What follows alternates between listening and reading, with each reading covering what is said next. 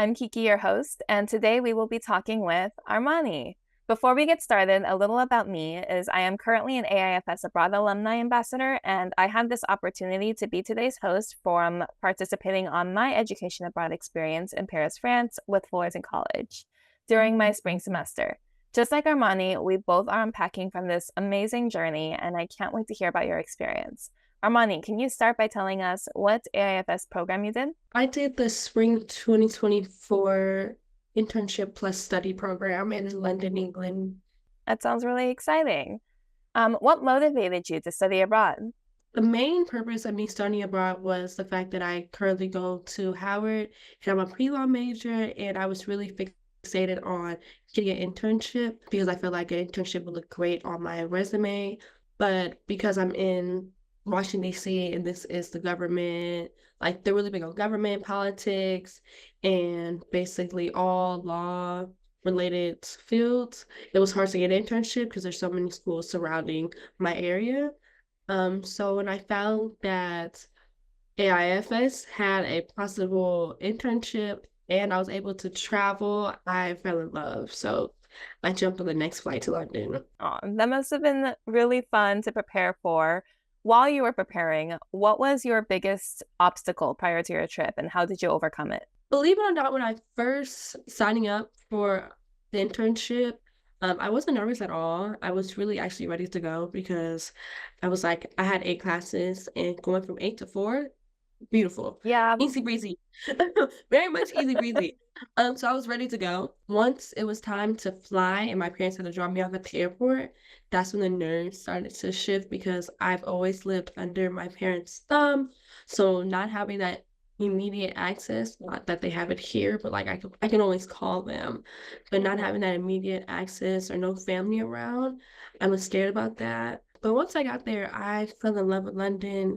I didn't call my parents as much because I was having so much fun and the time difference, but I definitely was nervous about the distance and how I can talk to my parents. yeah, and I definitely understand that struggle.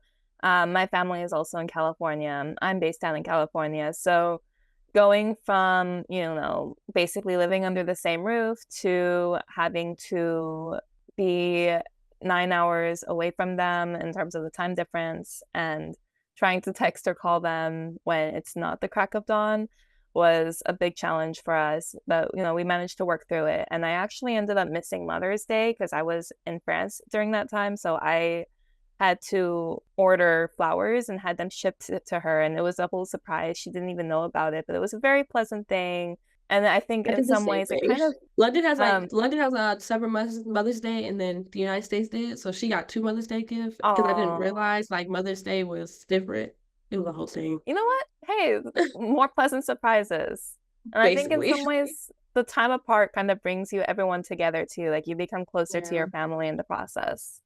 Yeah, because previously I wasn't thinking about like moving back home, like in the nearby city, but definitely after I graduate, I definitely want to live near them, not too close, but Oh. to have access. So while you were in London, were there any lifestyle changes that you enjoyed that you plan to take home with you?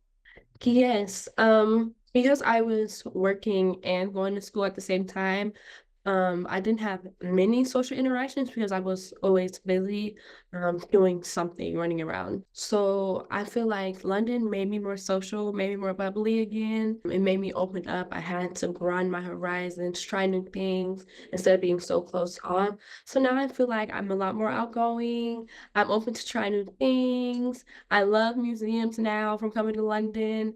I love architecture. I love learning about history.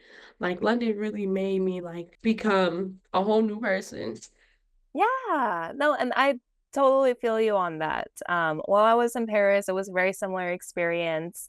I had an appreciation for museums and architecture, but it was never as deep as it was while I was in France. And all of a sudden, I was just so big on history and architecture and art and anything and everything that I could possibly learn, I wanted to learn. And I came home with like half a suitcase full of books like, as a result of it. I had so many artifacts from like all the museums I went to, and then like I had to pay for luggage, another luggage on top of that. I was, whew. Yeah, I definitely came home with an extra suitcase and half of another one that my roommate and I shared, but it was worth it. I'm very happy with all of the cookbooks and other novels that I have that I Yeah. brought home. So, if you could give others one piece of advice before going to study abroad, what would it be? Enjoy the time that you have there, travel, see everything. Don't be close-minded. Just be very open-minded, try new things. Even if you don't like tea, try tea. I never liked the tea since I was a child, but I went to London and it really opened up my horizons. I love tea now. So I just really feel like everybody should just open up, enjoy it, see everything. If you don't like history, just be open to like learning and just very much indulging in the culture. Yeah, yeah. And when you're open-minded, you can learn to appreciate different things too in different parts of Mhm. another culture and another community that you might not have noticed or been aware of beforehand too. What has been your most exciting and memorable experience while you were abroad? First, listening to British people talk. That was definitely Oh different. yeah. I was definitely searching for it. Just to like listen to my professors talk was like crazy, or go on the train and just listening to them talk was amazing. Also, the friends I made, I love them to pieces. We are all so different, but it's so weird. We all came together. We have similar like personalities and we just laugh and joke. We still talk to this day. We actually talk daily, 24 hours a day. We have a group chat that just rings all day. They just text me now. So yeah, I'm so grateful I met them. They definitely opened my horizon and forced me to try new things. And I have a lifelong bond with three other girls that I never thought I would have. So Oh, yeah. Yeah, studying abroad definitely brings people together. So how did you feel when you came back to your college life after your studies, and what were some challenges in readjusting back to your routine? the main challenge I had was getting back to work, getting back to the grind of the university. Again, I had 8 classes. I think I have 6 classes now. But going back from 4 to 4 classes and no job, and now having to come back and have more classes and a full-time job. It's been an adjustment. And then now that I'm like overly social and like to hang out, like just trying to find that balance of work, school, and social life. Since it's my senior year, I want to have fun. I want to continue the memories I made when I was studying abroad. So it's definitely finding that balance. Yeah, no, finding that work-life balance, especially with your friends and the new friends that you've made since your study abroad, is definitely a challenge. That's something that I also struggled with a lot too. Trying to get back into working, get back into have the motivation and energy to work, honestly. Yes, it Because was I definitely the spent three motivation. months with no job, essentially. So it was Yes. very relaxing, very calm.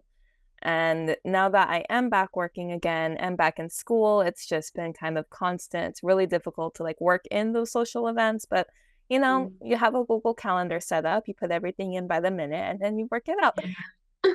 That's definitely my Google Calendar. It's all different colors. Just Oh yeah. this.